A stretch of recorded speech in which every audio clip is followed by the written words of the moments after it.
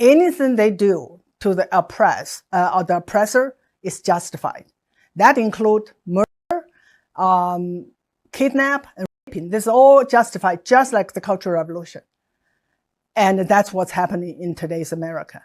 The CCP, she said, has infiltrated American corporations and is buying off politicians. Hello YouTubers, Alaska Prepper here. Ladies and gentlemen, this video will be suppressed. So please give it a like, please share it, please let it run all the way through. That gives YouTube a big message that people want to see it.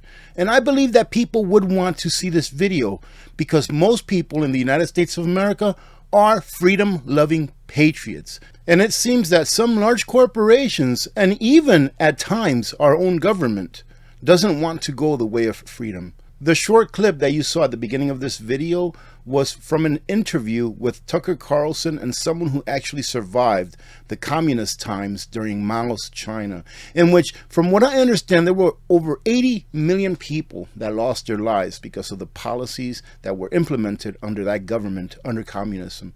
So ladies and gentlemen, again, this is a very important video. I think this is something that you ought to show your kids so that they can see with their eyes that if we keep going down the road that we're going as a nation, that we will end up one day in the same predicament that all other communist nations have ended up in. Woman who survived Mao's Cultural Revolution in China warns America is headed toward communism.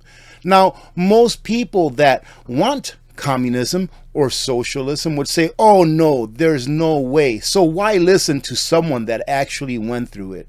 Why don't we listen, ladies and gentlemen, to someone that actually was there, that lived through it? A woman who survived Mao's Cultural Revolution in China is warning that the U.S. is headed down the road to communism and is looking more and more like the country she grew up in, as those in power use race to divide America. And not only race, ladies and gentlemen, they use gender, they use class, are you rich, are you poor, they use all that kind of stuff to keep us divided. That way we cannot see who the real enemy of not only we the people, but of humanity is. Z. Van Fleet said that the indoctrination taking place in American schools is setting us up for a bleak future, and that we must stop the full-blown communist revolution taking place if we want to survive. This is from a person that actually lived through Mao's China. I will keep telling you this, that way you understand that it's not me telling you this. I am reading to you the experiences that someone portrayed to Tucker Carlson of their experience living in a communist country. Who grew up in this country, most I know, assume that it can never get too out of control here. Yes, there's a revolution going on. We're living through it right now. But because it's America, that revolution will never entail the killing of a lot of people. All revolutions end up killing a lot of people, but ours won't somehow. What do you think? Just looking out on the streets and the campus today, look those people who had no empathy, because their empathy is guided by the ideology. That ideology is Marxist ideology about oppressors and oppressed. The worldview is looking everything in terms of who is the oppressor and who is the oppressed. And that is absolutely communist worldview. And for those who are oppressed, anything they do to the oppressed or the oppressor is justified. That includes murder, kidnap, and raping. This is all justified, just like the Cultural Revolution. And that's what's happening in today's America. Van Fleet grew up in China during the Cultural Revolution before moving to the United States in 1986. Why did she move to the United States if communism is such a great thing? Why did she flee communist China if communism is such a great thing, ladies and gentlemen? Anyways, I digress. And earning a master's degree in English and library science, she was 7 when the Cultural Revolution started and sent to labor in the countryside of China when she was 16. But was able to enroll in college following the death of Mao. She told Carlson about the many parallels she sees between the state of America today and what she observed in Mao's China during her youth. She cited indoctrination in American schools from university down to kindergarten as a dangerous trend, with professors and curriculums embracing Marxist ideologies and turning out students who also subscribe to this way of thinking. She says that this has led to a celebration of violence, and it will get worse, ladies and gentlemen, the more down the road that we get towards this Marxist, communist utopia, I guess you want to call it. And again, I want you to keep in mind that this is coming from someone who actually lived it. She explained that the political discord on college campuses is similar to what she saw in China when she was younger, adding that under the communist belief system, individuals become convinced that the actions that oppressed parties take against their oppressors are justified, and that this is exactly what she is seeing here. So pretty much what she's saying is that a certain group of people within a nation, in this case here in the United States of America. And ladies and gentlemen, let me just explain it to you in a very layman terms. What she's saying here is that a certain group of people, and it doesn't have to be just in the US, but in any country, that are propagandized into thinking that they are oppressed and that they have been oppressed. And upon them is portrayed a victimhood mentality. Then those people are told, hey, the people that are oppressing you, the group of people that are oppressing you, we have to do whatever it takes in order to get rid of them. Then they start looking at the other side as not even human, as just an obstacle that they have to get out of the way. And it doesn't matter how. Do you see how dangerous that can be? She believes the solution is regaining control over universities and schools and standing up against dangerous policies such as teaching critical race theory in elementary schools and diversity hiring in American businesses. According to Van Fleet, race is being used to divide America the way class was used to divide China. And listen to what she says here, ladies and gentlemen, because it makes perfect sense. Divide and conquer, right? It is the elites who start revolutions and turn people against other elites in order to exert control. It's all about dividing in order to have control. I guess in a way you can say it's order out of chaos, right?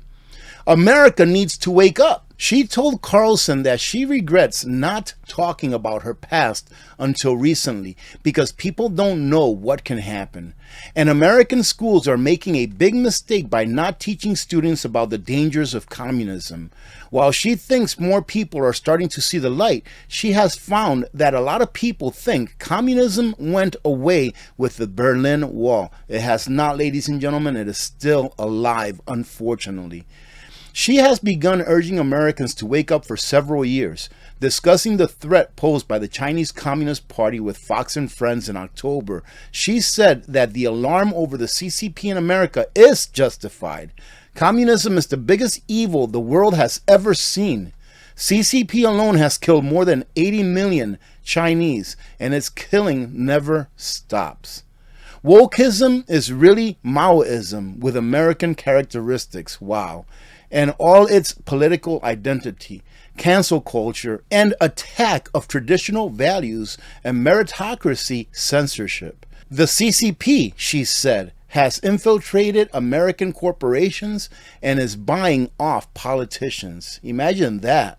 Assessing children's minds via TikTok and buying up American farmland.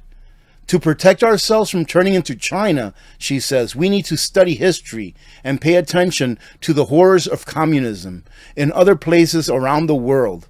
And this is why I do these videos, because of her last sentence here.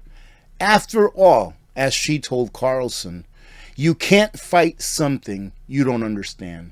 Now, I'm not saying that every time I explain something or go over an article with you or anything like that, that I portray it in a way which is very easily understood.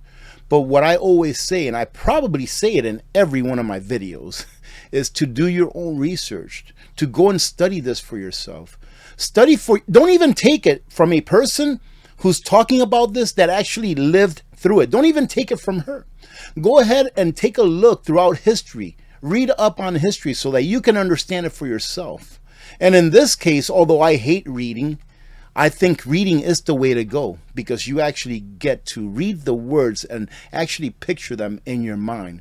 Go to the universityofhawaii.edu, look up democide, and you will see that most of the democide that has occurred throughout the last century or so, which resulted in the deaths of more than 300 million people worldwide, more people than all of the wars put together combined, ladies and gentlemen, has occurred in the last 120 years or so by governments, most of which were communist/socialist governments that turned into their people or turned against their people, and portrayed democide upon their population.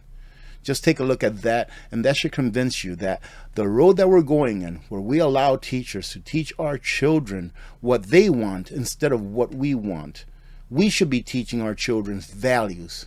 Teachers should be teaching children history, English, math, science, biology, etc., etc. You know what I mean. Those traditional things that children need in order to become good citizens, in order to become patriots who love their country and want to give back to their country through their talents, through their work. Not to be the strong arm of the government in taking away from those who earned to give to those that did not. Having said that, again, thank you very much, ladies and gentlemen, for joining in. I do appreciate all of your support. Let me tell you that Simpure and OUPES both are still having very good sales. So if you're in the market for any kind of water filtration, be it on-the-go water filtration like a gravity-fed system or a reverse osmosis filtration that you put on your countertop or attach under your sink, take a look at Simpure. They're having a great sale, and you also have a 20% off code that you can use. I'll leave that on a pinned comment, and it's in the description of my videos. OUPES is having a great sale, more so on bundles than on individual solar generators, but it's a great sale nonetheless, so go check them out. And I also have a coupon code in the description of my video, and also I'll leave it on a pinned comment for you to take a look at if you're in the market for it. Have a great rest of your day. I think I'm going to geek out on a stove for tomorrow's video, so hope to see you then. God bless every one of you. God bless America. I'm Alaska Prepper. I'm out. Who grew up in this country, most I know, assume that it can never get too out of control here. Yes, there's a revolution going on. We're living through it right now. But because it's America, that revolution will never entail the killing of a lot of people. All revolutions end up killing a lot of people, but ours won't somehow. What do you think? Just looking out on the streets and the campus today, look those people who had no empathy, because their empathy is guided by the ideology. That ideology is Marxist ideology about oppressors and oppressed. The worldview is looking everything in terms of who is the oppressor and who is the oppressed. And that is absolutely communist worldview. And for those who are oppressed, anything they do to the oppressed or the oppressor is justified. That includes murder, kidnap, and raping. This is all justified, just like the Cultural Revolution. And that's what's happening in today's America.